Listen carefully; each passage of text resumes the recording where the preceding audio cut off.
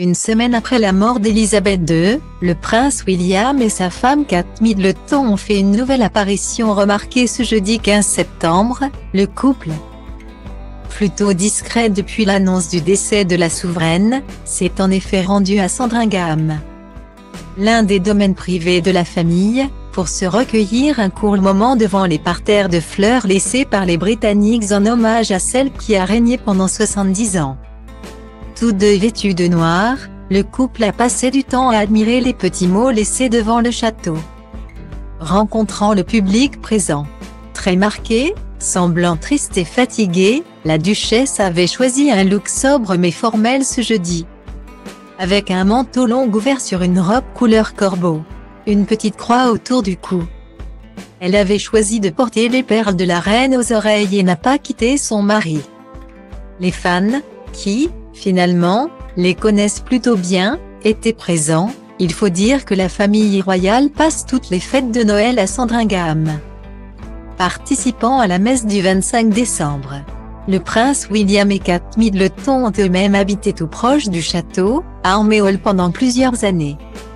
Aujourd'hui, tous les deux vivent à Windsor, où ils avaient effectué une sortie du même genre samedi dernier.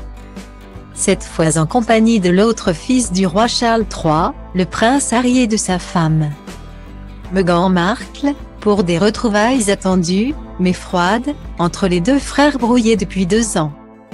Un moment plein d'émotion pour le nouveau prince de Galles et sa femme, dans la droite lignée des cérémonies qui se sont déroulées ce mercredi à Londres. Le prince William a en effet participé avec les hommes de sa famille ce mercredi à la procession qui a emmené sa grand-mère, la reine Élisabeth II, de Buckingham Palace au palais de Westminster, où son cercueil sera exposé jusqu'au matin de ses obsèques.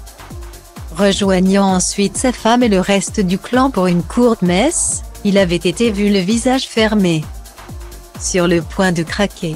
À ses côtés, Kate Middleton était également apparue effondrée, la jeune femme, parfaite dans son manteau Alexander McQueen, avait failli fendre l'armure et fondre en larmes pendant la cérémonie.